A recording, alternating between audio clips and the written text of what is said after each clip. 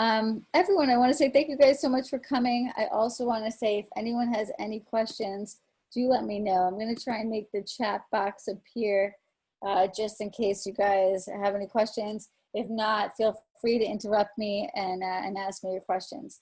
I'm Susan Magnano. I'm from New York, but I travel all over. I've been living out west, which is beautiful, in Utah and Colorado. My passion is photography and teaching and travel.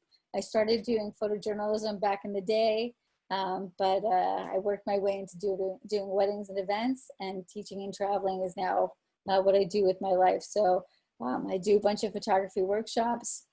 Let's see if I click through next page. There we go. These are a couple just in case you guys are interested. I'll be out back in Moab doing autumn in Moab in September. I'll be doing Colorado colors. I know California isn't that far from Colorado, so feel free to come on down. And then I'll be doing 2021's a big year. We got to make up for all our lack of travel this year. We'll be going hard in South Africa, Maui, Death Valley, Grand Tetons, Canyonlands, Arches. Those are just a few to name it. But we do an amazing experience. We do workshops that involve chasing the sunrise to the sunset, and we make sure everyone gets attention. It's me and my partner Cliff, and it's typically 8 people. It's just a lot of fun. Enough about that. If you have any questions, feel free to ask. But let's get started. Today, we're going to be talking about what is long exposures. Long exposures is a photography technique where you use a slow shutter speed to capture movement, create motion, and create impact. This was a live audience. I would ask you guys who has had a chance to do long exposures and ask you to raise your hands, but since I can't see all of you at the moment, we're just going to continue on. Great. Today we will be discussing long exposures in all lighting conditions. Daytime, blue hour, moonlight, nighttime. We'll talk about how to use filters like neutral density filters, variable filters, even stacking filters. We'll talk about my favorite topic, light painting. We'll talk about light painting landscapes, portraits, doing light graffiti, and we'll even talk about star trails and doing composites. If anyone has a question, feel free to jump in. So one thing I'm going to skip over a little bit today is my gear guide. I have a lot of gear I use, and I'd love to send it to anybody who's interested. Feel free to email me, Susan at Photour Adventures.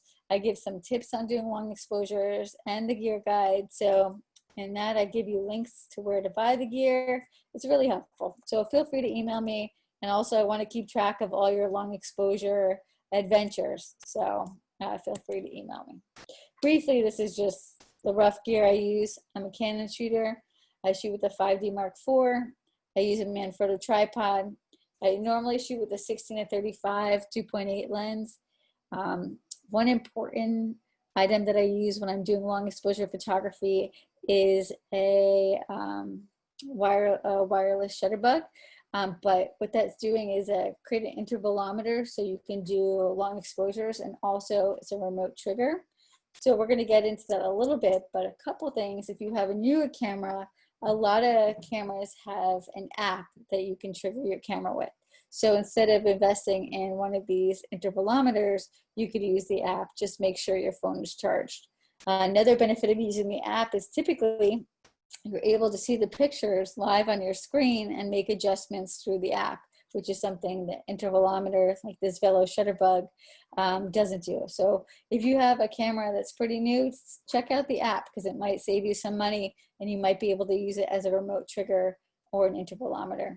Lastly, an important item I use is an L bracket. It's nothing to do with long exposures. It's just something that I use to make my camera shoot verticals a lot easier. Instead of balancing the camera on a tripod, like now you're able to put the tripod like this, and the camera is much easier and much more stabler than turning your tripod head on its side. So they're fairly inexpensive. I just started using one in the past year and a half, and I wish I just would have used it earlier. So I'm just passing on some insight to you guys. When to use long exposures?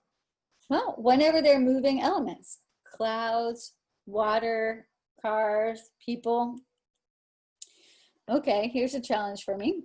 What do you do when there's daytime and it's too bright? Well, it's sunny day, you've maxed out your ISO, you put your ISO at 100, you put your shutter speed, aperture, and excuse me for 1 second, I'm just gonna move this. You've affected all of them. So basically, sorry, let me start over. When you go to do a long exposure, what you're trying to do is maximize your shutter speed. So how do we do that? First of all, you're going to make your ISO the lowest because you want to make it the least sensitive. So you're going to make it 100 for most cameras, maybe 64 if you have a mirrorless camera. Then you're going to max out your aperture. So if you want to do f/22, f/16, and then you're going to also then it's going to leave you with your shutter speed. So sometimes when it's bright and sunny, you really can't achieve a slow shutter speed. So what do? You get an ND filter. So let me teach you guys a little bit about ND filters. They're called neutral density filters. A lot of people will start off with the first neutral density filter with being a variable ND filter because, hey, who wouldn't want to have all the filter strengths in one filter? It makes sense. But one of the cons is that you can end up getting an X like in these pictures. So what happens is, think about a variable ND filter as like two polarizers spinning together, and as it spins together, it gets darker and darker as you make the strength of the ND filter larger. So eventually, on some ND filters, I actually don't personally own a variable one. A lot of my students come to me with these, and then they get this effect. They can get this cross. So typically, I don't recommend a variable ND. I say, skip that and just get a straight on, screw on, non-variable filter. Typically, these are a little bit more expensive, and that's why people don't get them. But I recommend just bite the bullet, get a screw in one. And I recommend go big, get a 10 stop. That's what I use all the time. And then if you want to get really fancy, you can get a whole kit. This is like next level. I own this one as well, and I don't use it as much because it's a couple more things you have to do. But if you go to the bottom of the page, typically the kits have a mount. You can see that circular mount. You put it on your end of your camera, and then you could put gradient filters. You could put on different variable ND filters. All of these work, but I just say, if you're going to make an investment and you don't want to spend a lot of money, just try a non-variable filter first and then work your way up to a kit. But hey, if you got the money, go for the kit. They all work great. Understanding neutral density filters. Okay, so when you go to buy one, you might be confused. They have things like 0.3, 0.6, 0.9 on the packaging. What that means is, so for every ND filter you have the amount of light entering the camera. So when the light's halved, to maintain the same exposure, you need to double your shutter speed. So what I'm saying here is, if you look at the settings 1 stop of light, what does that really mean? It means you're halving the light. 2 stops, you're making it a quarter. So I want you guys to understand that when you're using the filters and why you would use them. If I was going to buy a filter, I'd buy a 3 stop, a 6 stop, and a 10 stop, because then you kind of can switch up and stack them. But at the moment, I would just say start with the 10 stop, because you're going to be able to do a 30-second exposure during broad daylight, and that's like enough to get excited about doing long exposures. But if anyone has any questions about this, feel free to ask me. So how do we use an ND filter? Okay, there's some steps. First, you're going to find composition. I use my smartphone a lot. I'm not going to lie. I love looking through a smartphone because it makes me go low, makes me go high. When I set my camera up on my tripod, it typically stays at that length. So don't do that. Use your smartphone, walk around, find your composition. Then set up your camera on the tripod. Take a normal exposure to get your baseline. Then you autofocus.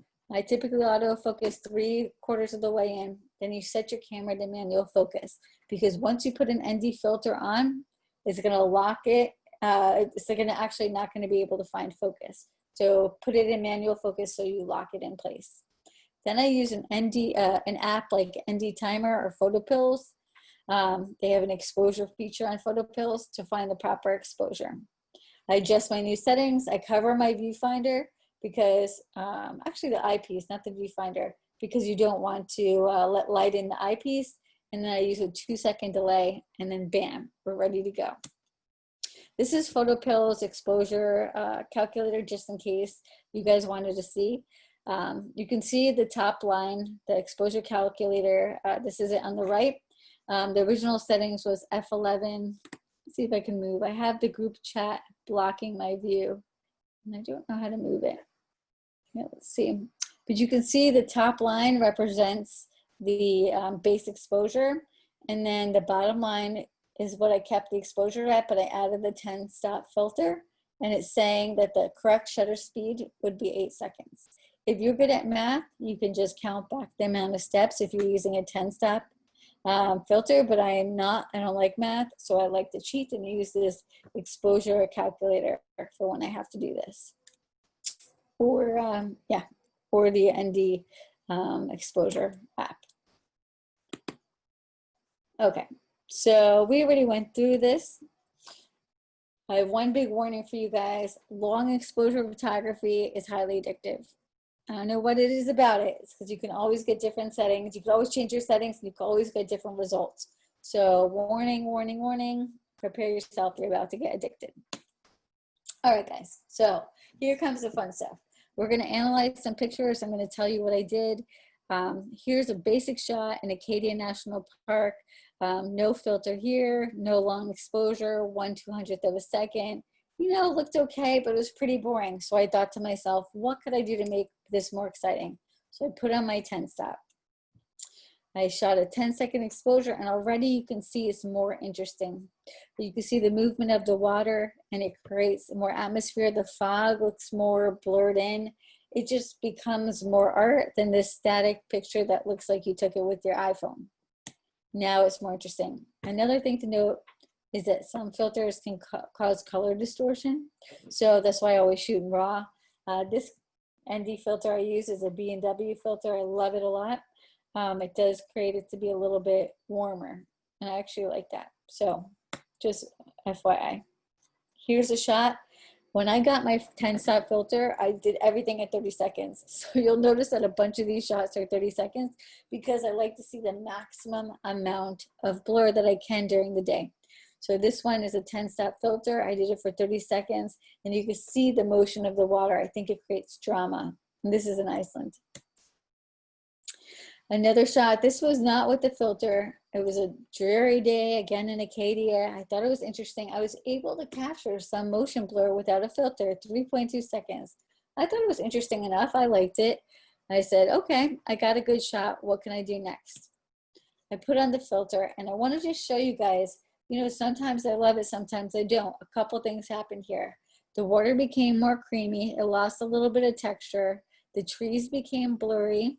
When there's wind in the atmosphere, it can also blur it, so that's something to be aware of. And we lost the texture in the clouds. So in this way, I didn't really love the effect, but I just want to show you guys my thought process. Once I get a cool shot, I think, how can I make this an original image? And normally it involves filters. Here's a 13-second shot. I don't know if you guys noticed, this is the Hudson Valley. It was a very windy day, so I was able to get some cloud movement. Then I put on the 10-stop filter, and I was able to get even more cloud movement. And I thought, oh, this is so interesting. And thankfully, if you look closely, you can see that the trees are not blurred. I guess it wasn't really affecting the trees. But if I was concerned about that, I could do a composite. I could do one shot that was for the foreground and one shot for the trees and put it together in post-processing. Another shot, just want to show you guys, 20-second exposure. It was kind of a boring day. The clouds were cool. I just wanted to capture the motion and energy of the day. And here's the clouds moving. All right, I know you guys are from California, but this is a very iconic spot in Central Park. You know, a lot of boaters come by and they ruin your shot all the time. So I thought, all right, if I put on my 10-stop filter, I didn't even need to shoot it for that long, for 8 seconds, because the boaters kept boating through the scene. I was able to get them not in the shot. And also the water looks nice and blurred. You can see the difference. It looks more interesting. All around it's a more interesting picture. So just by doing a little bit longer of an exposure, you're able to, A, make people disappear, which used to be a really big problem in New York City, not so much anymore. but also make people just disappear and make water smooth out. Any questions so far? Chime in on the group chat. Another great usage of filters is water movement. You can get these beautiful creamy textures in waters during sunny days. This is a little waterfall and stream I found. I thought it was pretty interesting. I wanted to show you the difference between these two shots. So this is actually in your neck of the woods. I think this is Yosemite.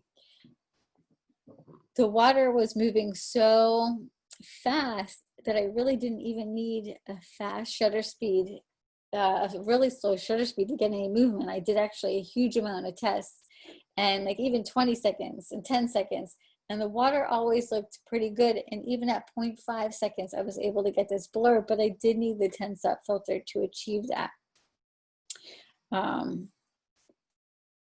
And another thing is the reason why I didn't actually go with something longer, even though it looked all similar, I mean, there was more movement in the water, was because it was a very windy day and all the trees in front had moved. But at 0.5 seconds, I was able not to capture that movement, but still get the movement of the water. So you can see these are two very distinct looking pictures. Neither are right and wrong, but you're able to be more artistic when you want to shoot long exposures during the day with ND filters.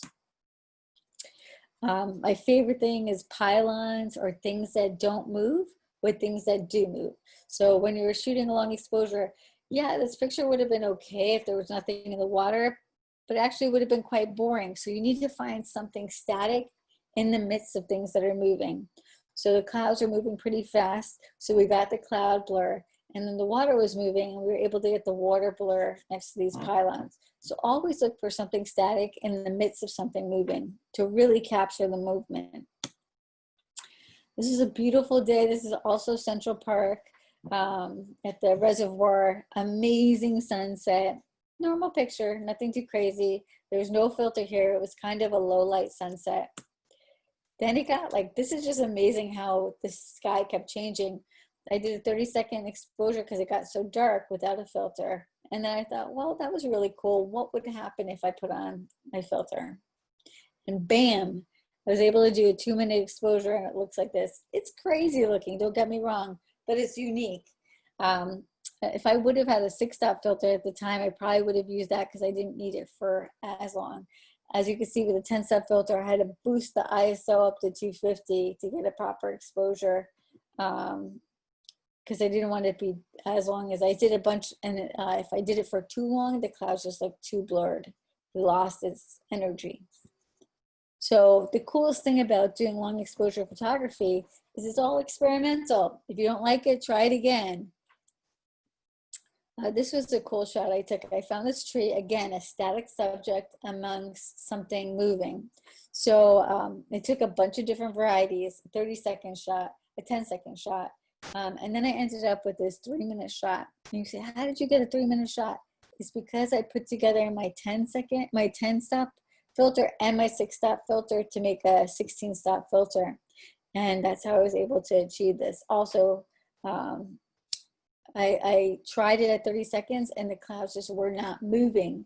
So finally around 3 minutes, I was able to get a proper amount of movement. At 5 minutes, it was actually too much blur and I didn't like it as much. So like I said, experimental, and every time I'll be different depending on the movement of the clouds or whatever your subject is. Another time, this is at Death Valley at the Badwater Basin. I tried to do another long exposure, but the clouds just weren't moving. So again, I had to put a 16-stop exposure on. And this is a almost 10-minute exposure because I wanted more movement of the clouds to create motion through the picture. Cool day. I was like, this is actually in right outside Yosemite. I love this scene. I love the texture in the clouds. I got my shot. What could I do? Let's get creative. I put on a filter, again 16 because 30 seconds wasn't enough. And I was able to get this cool motion of the clouds. I just feel like every time I'm surprised. And maybe that's why I love long exposure photography. It's always a surprise.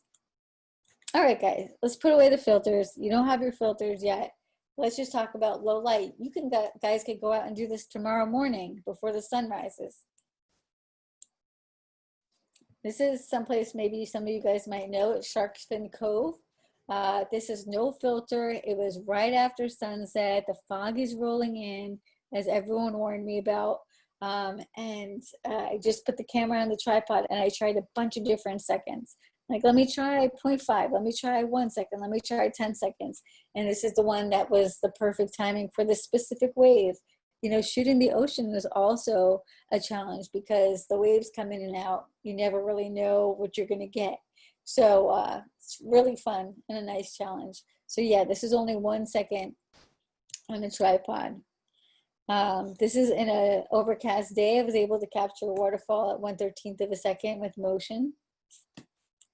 Another waterfall. This is after sun had set. It was actually like almost really dark. I was actually pretty dark, but I still was like keen on trying to get this waterfall. So I mean, just waiting for the right lighting conditions. Ultimately, you need it to be dark enough for you to have a long exposure, and then you can maximize your f-stop and to make it smallest hole to let the least amount of light, and then make your ISO be like 100. Now this is fun with just no tripod. I'm walking through the forest and I take the camera and tilt it up and down in the middle of a 1/10 of a second exposure. So I feel like this looks like a Monet to me.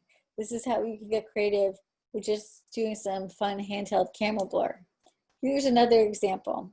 This is like an overcast day in the middle of Acadia, same as the other day. In the middle of walking down the Jessup path, I zoomed in or zoomed out, I can't recall, on my student. And he created this, looked like he was going through a time warp.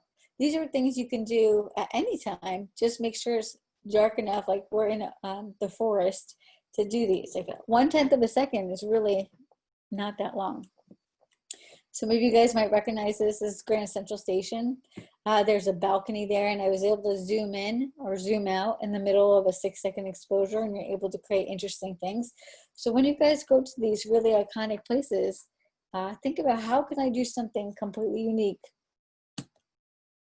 Again, zooming out in the middle of city lights, it looks like you're in the Matrix. You don't need anything fancy. You don't even need a tripod. You know, if you did, it makes it a little bit more stable, but you can do this handheld. This is inside of in New York City at the Oculus. And what I love about this picture, you may not see a lot of movement, but if you look at the people, everyone's moving except for one photographer right in the center of the floor. And I'm grateful for that photographer for staying still for my second exposure. What I learned is I teach workshops at the Oculus is they don't allow tripods, and you can try and get away with it for a couple minutes before security comes, but I've given up on that. So I'll balance my camera on the ledge with the strap around my neck because nobody wants your camera to fall. And for about 1 second is the amount of time before, you know, the whole building is shaking that I could get without camera blur. So like just experiment, see what you can get. And always look for one person or one item staying still amongst the sea of things moving. And that's how you get really unique images. My other favorite time to shoot long exposures is during blue hour because there's a beautiful quality of light. It happens before sunrise and after sunset. The balanced light is soft and low contrast, which I think is amazing. It's great for cityscapes because you can balance the sky with the glow of the city lights, and the opportunity for creative effects like car trails, cloud blur, water blur can all be achieved without filters. So if you guys ever come to New York City, I will take you here. I'll probably be here this Friday shooting Brooklyn. This is in Dumbo, very iconic spot. You can do long exposures here, and at blue hour, it's really spectacular because you're able to balance the sky and the water. Also here, you'll notice a couple techniques I do is I shoot with the f-stop of f20 at city lights because I like to make them look like stars. I like that effect. So this is a 30-second exposure, mainly because I wanted to get the city lights to look like stars. Another cool effect that happened here was a party boat was going by on the right-hand side and created that purple light. And I'm always looking for interesting composition. Like this area is shot to death. So what could I do to make an interesting composition? So let's do some interesting framing. Interesting water here. You ever come here? It's interesting because a lot of people come here and just shoot 30 seconds because they want the smear of the water and the lights. A good thing to do is wait for a boat to go by and create the water to crash on the rocks. So then it creates interesting atmosphere. I want to show you guys the difference between these two pictures. I shoot this area a lot. So I've shot it so many times, I've gone back and studied my pictures to see what I like and what I don't like. On this one, I shot for 5 seconds. And you may say, Susan, why did you shoot for only 5 seconds? Because I wanted to capture the clouds, had great texture. And when I shot it with a longer exposure to get the water to look more smooth, it lost the texture. So I shot at a very high ISO. And I also wanted to capture the lights to look like starburst, so I shot it at f14. So that's why I came up with these settings. This one, I did 30 seconds, f20, because I still wanted to get the movement of the water. You can see the clouds are really blurred. It's not really about the clouds in this one. This one's more about the clouds. This one's even faster because I don't know what I was doing in this one, but it won me money. This picture was it was a contest B&H in New York City, and I won like a camera. But what I was trying to achieve was texture in the water. Everyone goes, and this was my thing too. My go-to was, let's do long exposure and get the water to be silky smooth. Sometimes the texture in the water is awesome. So maybe don't go for the long exposure. Go for something shorter so you can keep that texture. This is what you as an artist get to decide. Sometimes you don't want texture and you just want simplicity. Here's a cool shot. I was teaching a workshop and the moon rose right in between the World Trade Center and the buildings. I hope you guys went out and captured this. The meteor, Neowise, this is in Moab, Utah. I learned a lot of things. I never shot a meteor before, about shooting pretty fast. This was right before the sun was rising. This is when I was rising in the morning. All right, guys. Another cool thing we can do at long exposure is capture motion. So this is in Sedona, Arizona. It's at Airport Mesa, and you can go to the top of this rock and watch the sunset. It's phenomenal because you have a 360 view of the sunset. But the other cool thing is if you stay there and watch the stars appear, you can also see the traffic leaving the other viewpoint, which is the airport. All the cars come down. So by doing a 30-second exposure, I was able to time and get the whole car trail. And thankfully, the car moved fast enough to move through my frame. New York City is famous for, traffic. So it's a perfect place to get car trails. This is what I like to call a blur. Like it's cool, it's lights. But sometimes you want to capture, and this is 30 seconds, it's probably a taxi going by or a bus. Sometimes you actually want to capture the physical car. And that's all relative to how fast the car is moving, if it's slowing down. I mean, there's no set speed of what to put this at, but when I looked at most of my pictures, I learned that at 1/13 of a second, I was able to capture a taxi. I don't know if they just happened to be going at the same speed, but hey, it worked for those moments. And just to show you something, how crazy this is Times Square, and my ISO was 320. And this is in front of the World Trade Center, and it was 8,000 because it's so much darker, and that just shows you how bright Times Square is. This is Blue Hour. This is from my view of my apartment in Manhattan. Just doing a long exposure, you can kind of time it right to get all the car trails. If you get all them cars going through the stoplights at the same time, it's fun to experiment. This is a composite. I could not get the pictures to work. So let me tell you a little bit about what I did. So I loved having a car and I wanted the motion as well. But no matter what I did, I could never get the taxi to look right, and I could never get the car trail to look right. So this is a 15-second exposure. A taxi went by, and something else I did, I made the top of the picture black and white. So just in case you were curious, I thought it was interesting when I edited the picture, because I wanted the colors to really stand out. So this is just the blur. And this was the car that I liked. It says 10 seconds, but for the most part, this car was stuck in traffic for the majority of the time and then moved in the last 5 seconds. So what I did is in Photoshop, I took the car and I placed it over the car trails. So not every picture needs to be picture perfect. Maybe you should just capture elements. Sometimes it's not possible to make it perfect. So you can capture elements, and with the magic of Photoshop, you can put the pieces together and create the image you dreamed of. So don't get stuck on the perfect image. Just try and get the elements. Moonlit nights. Now I know you guys in California, you guys really experience this. In New York, we barely see the moon. It doesn't make a difference. But this is in Zion National Park. It's amazing to me to see what a full moon night looks like and how you can capture it. I think it's amazing. I just love that I could see my shadow. Like, it looks like daytime and you're able to get this amazing lighting. So when it's a moonlit night, I always like look where I would want the moon to be lighting my subject and move into position. So this is in Arches National Park, looking through windows. You know, the moon was in this perfect spot right before sunrise. I just love the way that cloud looks like a dove. It's just spectacular. But I mean, you lose some of the stars when the moon's out, but I think you also gain this amazing way of seeing the world. And you really can't, you can see some of it with your eyes, but sometimes you can't. This is that same night.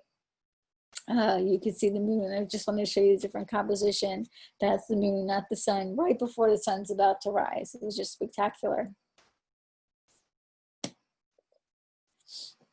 Same night, earlier I stayed up all night photographing Arches. I just love the way the moon casts. I love being able to see the stars and the foreground and not have to light paint it. I love light painting, don't get me wrong, but the moon is like the best light painter.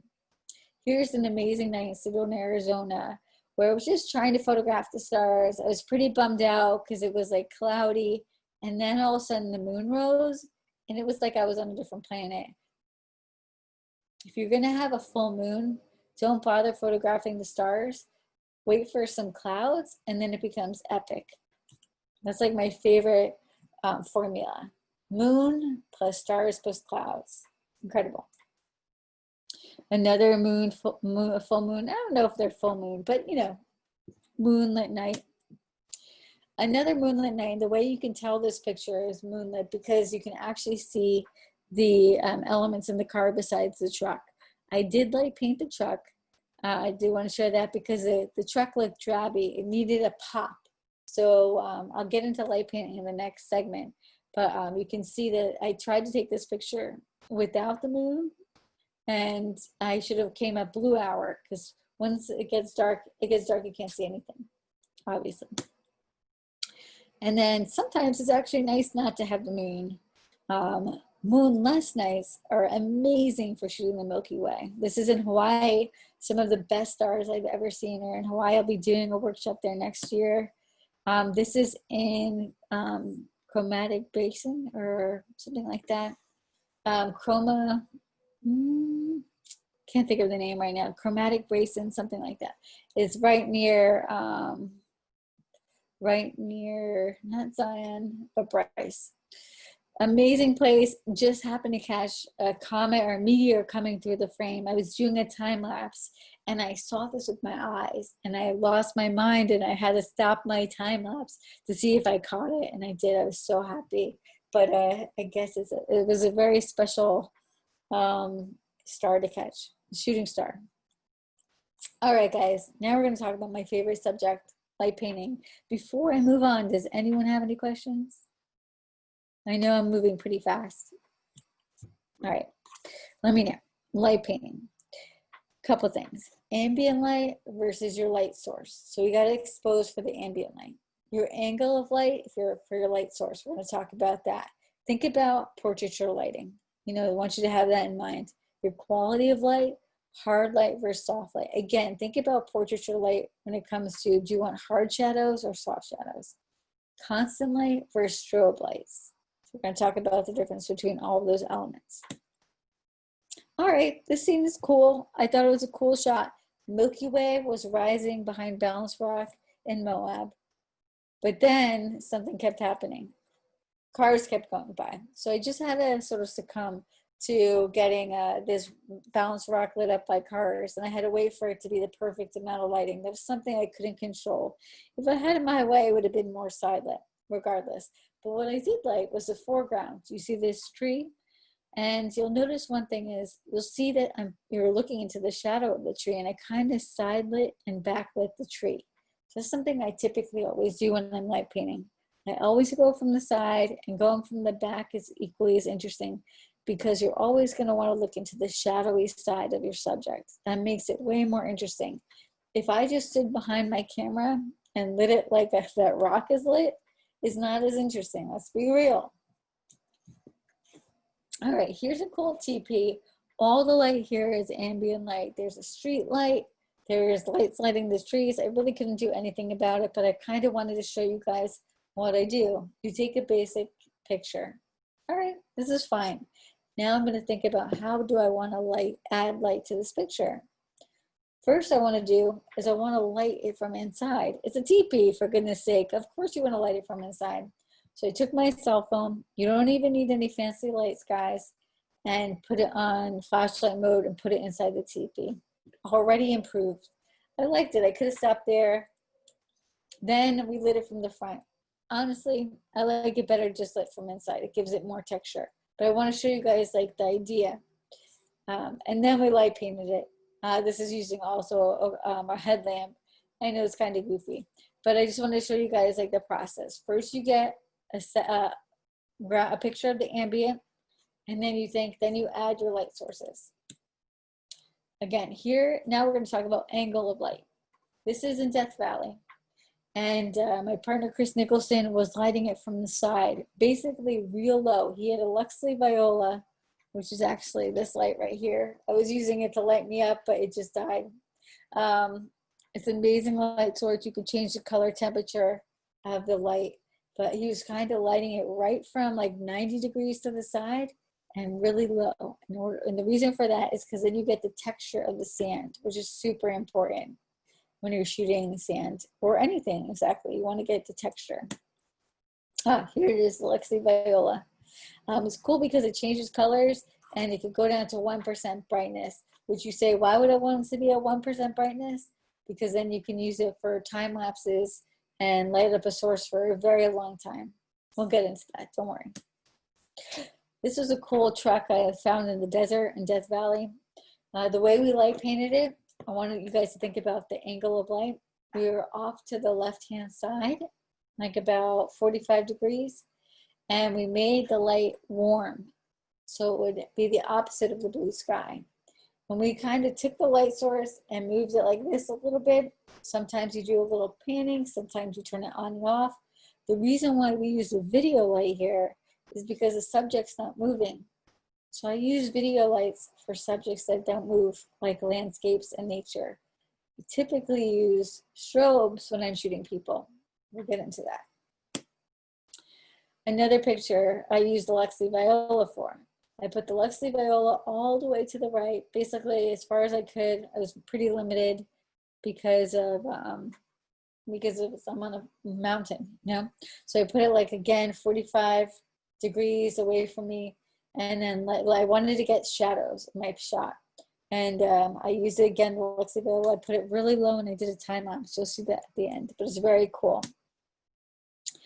Oh, actually, sorry, I take it back. I used the Lytra, which is also another great pro. It's called Lytra Pro. It's also really good. It goes down to 5%, and you can change the color temperature as well. They're both really good tools. The Lytra, you can like leave in the rain. The Luxley Viola, I feel like I'm gonna break it every time I use it, but I still love it. But the Lytra is really cool. Again, find a cool subject. Get the Milky Way, find the Milky Way. So this is what I do when I'm shooting the Milky Way. And I'm sure you guys shoot the Milky Way, you guys are in California. So I find the Milky Way core and I just look for cool things in front of it. And then I shoot it. So again, I found this cool tree. I walked all the way down the hill and basically shot it from 45 degrees. Because again, I want to see shadows in my shot. See that texture on the ground? And then I walked back up the hill. And I'm using my remote trigger to trigger, or actually I was using my phone so I could actually see the composition and see the exposure. This is in Bryce. Really cool, like cave, I guess, or hole in the door. I don't know what you call this. But again, I found the Milky Way. I found that it was going to be near this hole. And what I did was, again, think about lighting position. This is using a headlamp, nothing fancy. I went on the other side of the wall and I shined the light really low because I wanted to cast light through the doorway. I did this over 20 times. I'm not gonna lie, till I got it right, because you can light it so many different ways. So I like this one specifically because I like the cast of light leading your eye into the hole. And then I made sure I lit the rim of the doorway. This one is lit by the moon, with the exception of inside double arch, which is in arches. I was walking away. Some other photographers came and were shooting the arch, and I liked what they were doing with their light painting. So I stopped and set up my shot. So that was just light created by other photographers with their headlamp. I'm going to talk a little bit about flashlights. I use a lot of different flashlights. I love this Coast HP7R because it has a focusing beam. And you may think, what's the importance of the focusing beam? If you ever want to get one of these shots where it looks like you have a flashlight shooting into the skies, you need a focusing beam. So that's how I achieved that picture. Another reason to have a focusing beam is, let's say you're at Mono Lake here. I had a lot of two different flashlights. I think I had like a Luxley Viola that I was using to light up this rock in the foreground, and then I was using the Coast flashlight to light up all the monoliths in the back, all the tufas. So I had two different lights and I did it for 25 seconds. This is right at sunrise. So if I had no lights here, you would just see dark rocks and like the reflection of the sky and the water, which is cool. But being able to illuminate them and illuminate something so far away like those tufas was really cool. Also, you'll notice I'm lighting all the way to the right of the camera because I'm creating that shadow on the rock. It's all about the shadows. This is tufas again at Mono Lake. Not my best light painting picture I've ever done. I would have liked to have a more angled light, but I was really limited because I couldn't get to that angle because there was like rocks or something in the way. But still successful in the fact that I was able to get the reflections of the tufas. And once again, I walk around, I look for the Milky Way core, and then I try and find cool objects to light paint in front of it. This is in Acadia National Park. We went out to do some night photography that night. There's obviously no stars. It was a real cloudy night. And it wasn't really like beautiful clouds, like my favorite combination. It was more like overcast clouds. So we decided, let's do some light painting. And I sat behind these chairs and light painted them from behind. I believe I did edit myself out of the picture.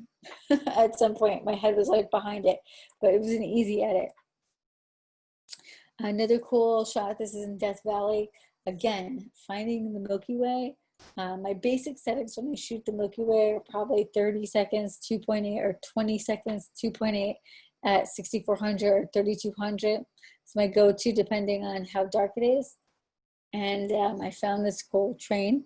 Obviously, it's part of an exhibit, but you have to think about how you're going to light paint it. If I was just behind my camera and light painted it, it would have been really even and not interesting. Instead, I kind of walked in front of it and shot the light, shooting down across it, scraping from the front to the back. And then I went behind it and lit up the wheels. This is basically what it looks like every time we go and do some night photography. This is my friend Todd.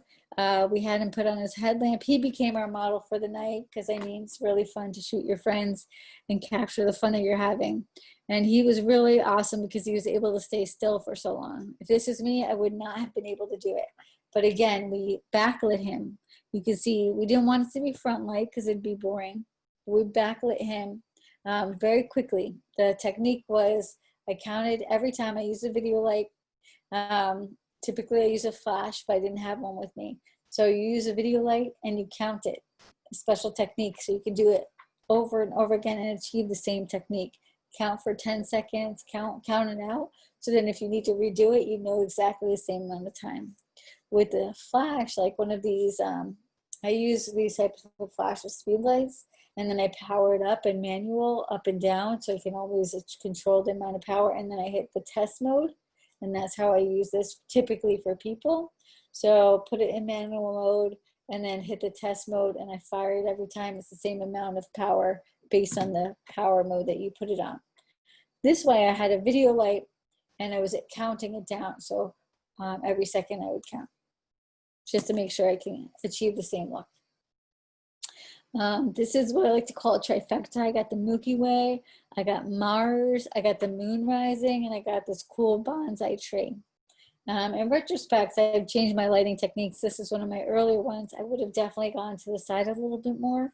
And I also would burn in the ground a little bit more so it's not as distracting. But I just love the image. Another cool tree. Again, like I said, I find the Milky Way core and then I find cool things. It looked like this tree was like reaching for the Milky Way. And I tried lighting it a couple different ways, from the left and from the right. And I kind of like this side. I obviously shot it from the right side. If you guys have ever been to, what is this place called? I'll have to think about it. It is, shoot, it has all these cool tufas. I love this one because it looked like a face.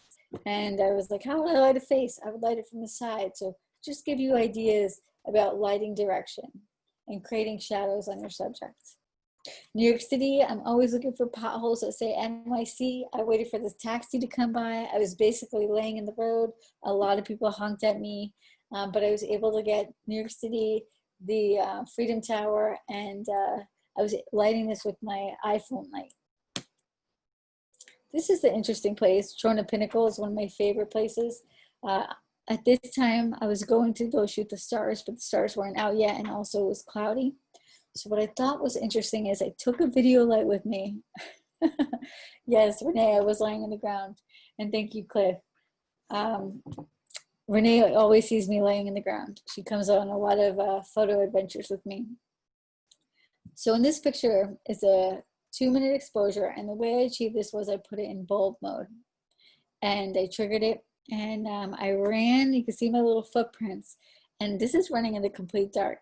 I ran down, I made my own path. I tripped a bunch of times. You could see when it's extra bumpy, I was tripping, and I came back and turned it off. And I just loved the one cloud and the colors. It didn't look like this with my naked eye. It looked dark and nothing was happening. So that's also why I love long exposures, because you're able to see things with your camera that you're not able to see with your eye. I think I did this a bunch of more times, like 5 miles. I clocked it on my iPhone doing this picture, not just this one picture, but doing multiple varieties. All right, guys, we're going to talk about light graffiti. Things I use for this are the Light Your Cubes, lightpaintingbrushes.com, which I'm going to get into, my smartphone, video lights, headlamps, and flashlights. The Light Your Torch is really cool. I don't have one with me right now, but that's how I was able to write New York City. So when you do light graffiti and you're going to write in the air, you actually write backwards. Like if you're writing in a mirror, you know, once you do it once, you'll see what I'm talking about. Some people say you can just flip the image. I don't do that. I just like to do it right, even if I have to do it a couple times. But what I use was the Light Your Torch. Here's the bigger version. This version, you don't actually need to write backwards. This is what I like to call like light graffiti, like chalk. So I've had this flashlight, and I basically put it almost touching the ground. And it was like I was drawing on the sidewalk, like chalk with a flashlight, and it only lets out a little beam. If I stood up and pointed it down, it would be really thick and you would not get the same effect. So if you ever want to try this, this is like true light graffitis when you're actually writing on walls. You don't need to write backwards if you're writing on something that's going to reflect back into the camera, but super cool. This is also, again, writing with I think it was a headlamp. Again, like if you were going to write it on the van, we were on a van trip. We called it the Fantasy trip. It was very fun. And again, you can do this with just a headlamp. Another cool tool I use is the Maggie Light, originally the Pixel Stick. This is like the coolest thing I ever owned. I don't use it enough. It's an LED light painting stick and wand. It's about 5 feet tall, it's huge, and you could program any design, any logo, any picture on it. It's just so cool.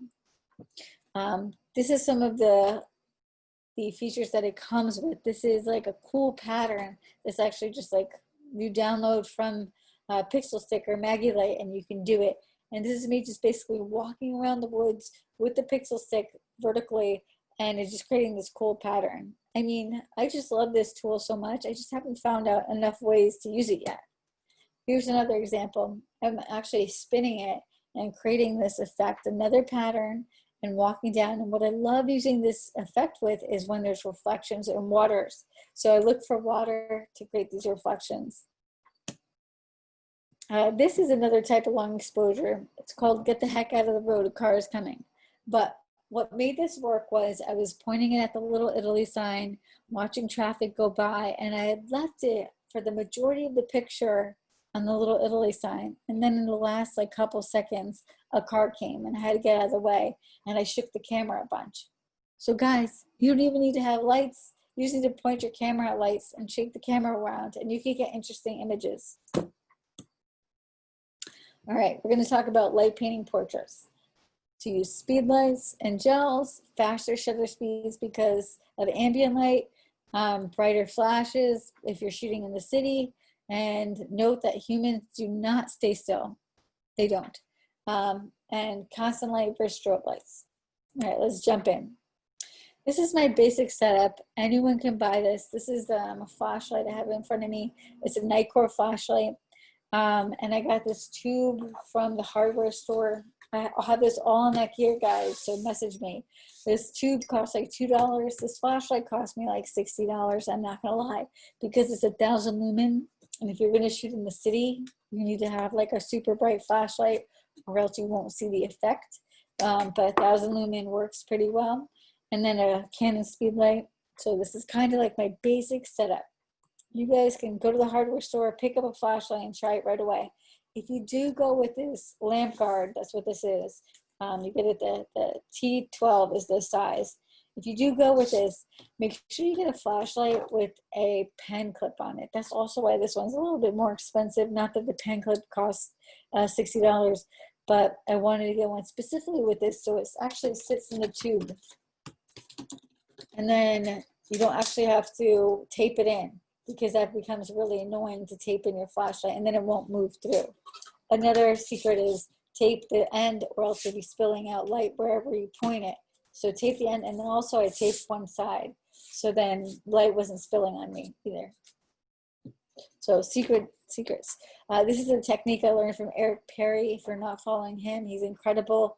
He takes light painting portraits to the next level. Really, really incredible. All right, guys, so this picture was taken with that setup I have besides the flash. I did not use the flashlight. This is just silhouettes. This is in New York City. What I did was I had my friend, he posed 3 separate times, and every time he posed, I would do my light painting sign, turn the flash off, turn the light off, flashlight off, move to the next location, do a painting, turn the light off, do a painting at the next location. The reason why you can't really see through him too much is because there was no ambient light hitting him. I'm going to show you a couple other varieties where you can see through people because they moved. But because I light painted behind him, yeah, you can't see him because there was no light hitting him. This is a composite, and I'll explain to you why I had to make it a composite. Because there's so much background light, when I went to do the circles here, I could only do it for 8 seconds or else the pictures would be blown out, and I couldn't make my flash bright enough to do it for longer to do all 3. So what I did was I did 3 different pictures and I put it together in post because I couldn't do it for longer than 8 seconds or else the background would have been too bright. Again, this is that super strong flashlight. Interesting thing, if it was just my friend Cliff, who might be here right now, if it was just him with the flashlight, it would just look like a flashlight coming out of nothing.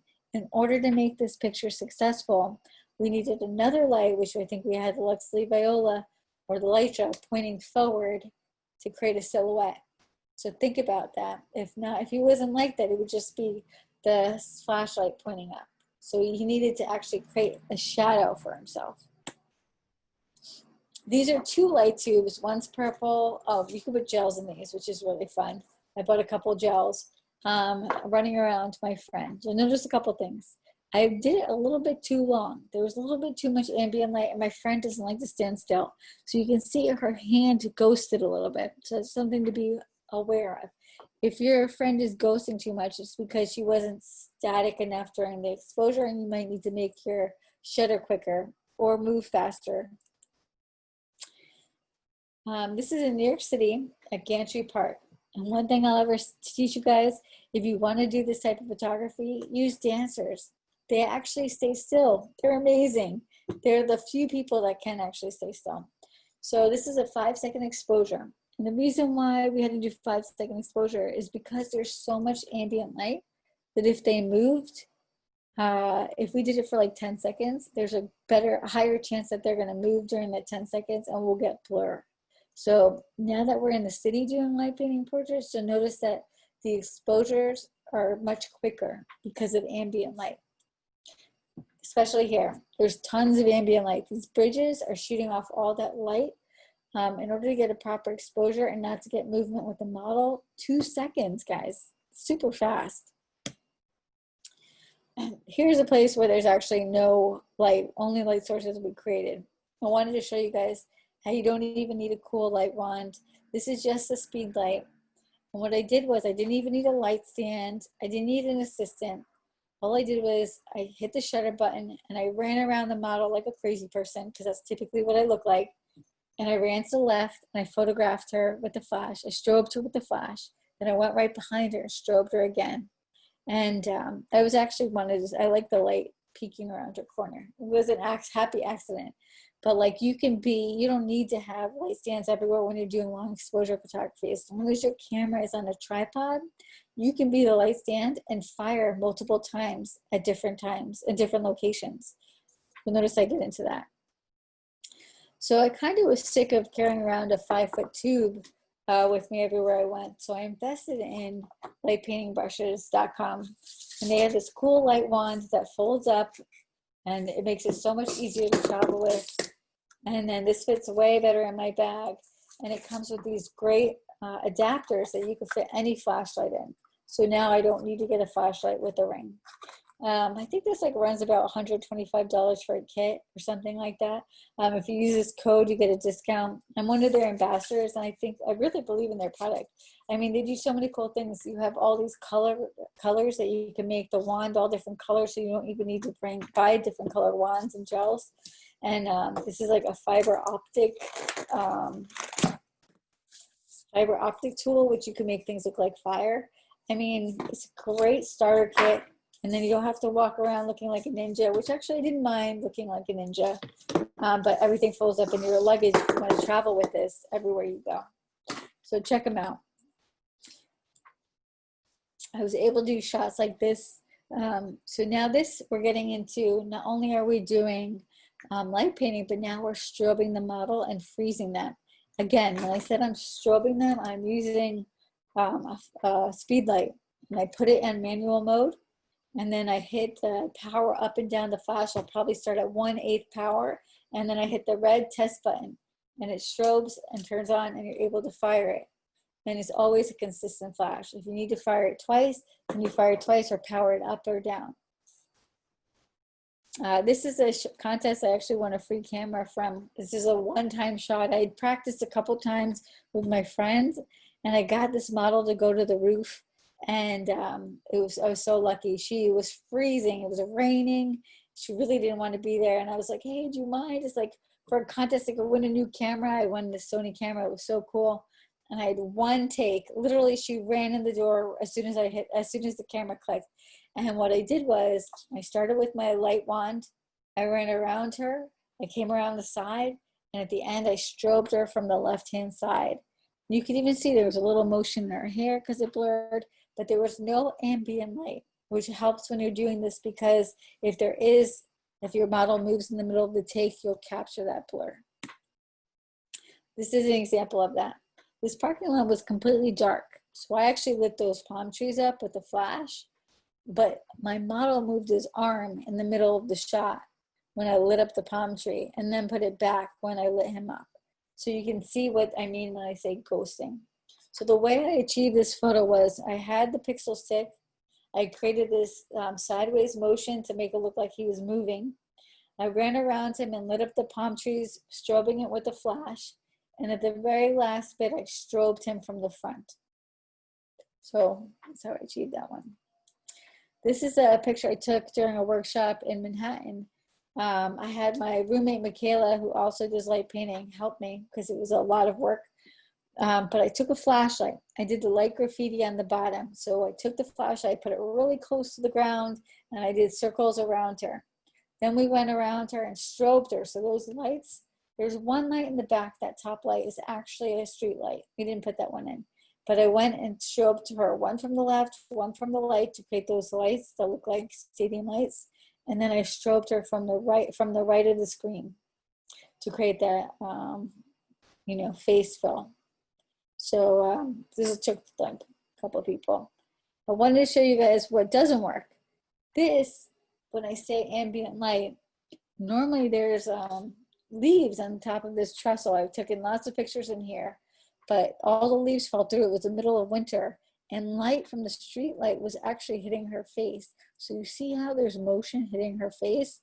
For me, this picture is not successful because there's motion and she moved during it. So if I was going to redo this picture, I would make sure her face is not in any direct light source for the majority of the picture, or turn their backs towards the light source, so their faces are not hitting any light source. This is a cool picture, again, with the dancers, the light wand. We did a circle and we did these interesting patterns. No, it's all street light hitting her, no flashing or strobes. I know this is what Mike's excited to hear about. I went to Burning Man for the first time this year, and it was quite an experience. I know you guys in California have known about it for years, and maybe some of you guys have gone, but it was such an experience. I loved every second of it. But I really went there to do a luminescent light painting portrait series. So that was my gift. I walked around taking pictures of people at night and using my light wands and off-camera lighting, and really blew everyone's mind, because they honestly had no idea what the hell I was talking about or doing until I showed them the pictures. So this is one. I basically did the light wand behind them in a circular motion like this. And then I went to the side and strobed them. Again, I had the light wand. I ran behind her and did this like butterfly type motion. And then I lit her from the side. I actually didn't use a strobe here. I used a flashlight because I actually forgot the strobe or something. It ran out of batteries at the time. I don't remember. But it was still successful. There's a little bit of motion in her face, but for the most part, it worked. This is the flash strobe again. But again, I did the background light, and at the very end, I strobed the model from the side. If anyone has any questions about this, let me know. And I also strobed her from behind. So you can see that nice rim lighting behind her. So I started to get really creative at Burning Man, and then I looked for really cool structures to put them in front of. This is the same girl on the same night. You can see 3 different flashes I used. So the color from behind is actually an art car going by with lights on it. So I can't take any credit for that. I did do the circular motion behind her. And I went with my speed light and popped the flash from the left corner, the right corner, and then from the left corner again for her face. So you can see how that creates beautiful rim light. You guys don't need tripods. As long as or light stands. You need a tripod, but you don't need light stands. You can be the human light stand and run around and pop light on your subjects. Same thing here. I had the light source from the left-hand side, only one light, and I used it during blue hour and did the light wand behind her. So there's a lot of different patterns you could do with the light wand. This one I call the spiral circle. You do a circle and then you do these little spirals while you're doing it. It's so fun to experiment and create your own shapes. Again, this is at Burning Man, same sort of thing. Off-camera flash, spirals behind her. This couple was really fun. You can tell he moved a little bit during his picture because his face is kind of blurred, but whatever, it's Burning Man. I ran around them like a crazy person, then strobed them from the back and then strobed them from the side. This, oddly enough, is one of my most liked pictures on Instagram. I think people think it's because I light painted this truck, but I cannot take credit for that. I wish I did. It came lit like that. So what I did in this picture was I light painted him. You can kind of see, this is what happens if your flashlight's not bright enough. It wasn't able to compete against the light of the VW van. So there's a little bit of a circle you can kind of see behind him, but I did one strobe from the back and then one strobe from the side. So pretty simple picture.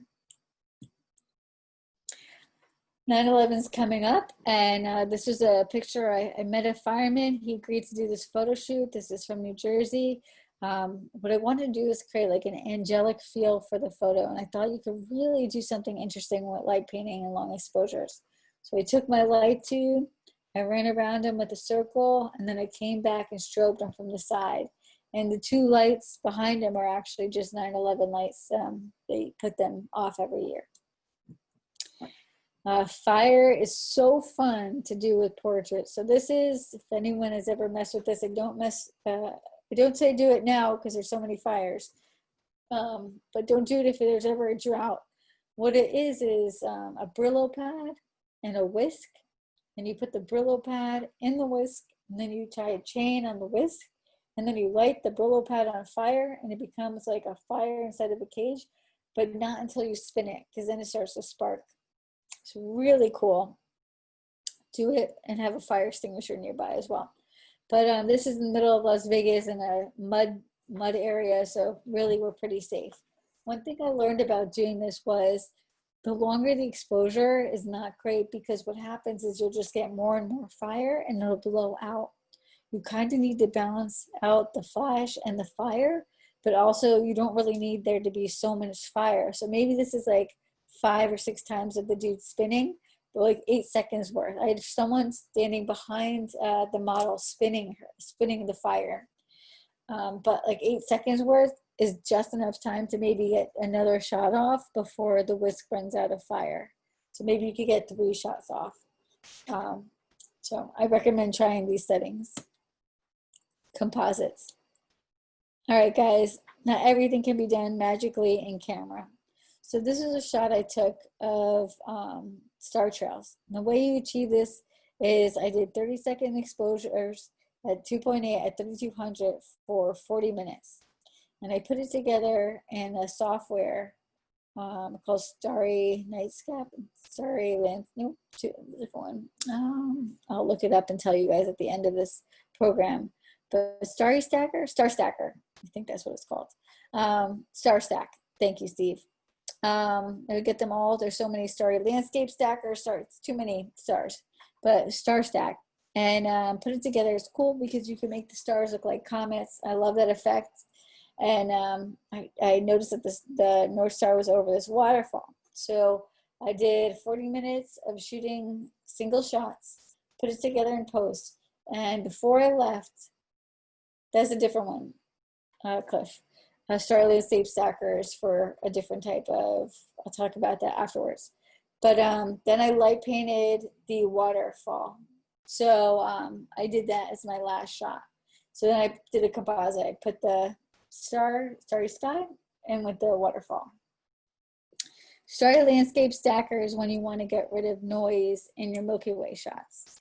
So if let's say you want to do 20 shots of the same Milky Way to make, and you just shoot it at a higher ISO so the stars become stars points instead of star trails, then you can use Starry Landscape Stacker to make it so there's less noise. But thank you for clarifying it. This is also a star trail.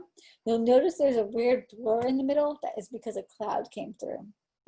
So this is a fun photo I took of my friend's Jeep of, again, this is like a 40-minute, an hour and 40-minute composite. And then I light painted in his Jeep at the very end. And it was cool. If you ever light paint a Jeep, make sure you light it underneath and from behind because it creates that cool effect. This is a cool composite. My last day in Moab, a huge storm came through. And it was so interesting. We just were sitting there having a picnic, or an evening picnic, and we sat there for maybe 25 minutes, 40 minutes, and the storm was really rolling in. At any minute, it looked like it was going to downpour.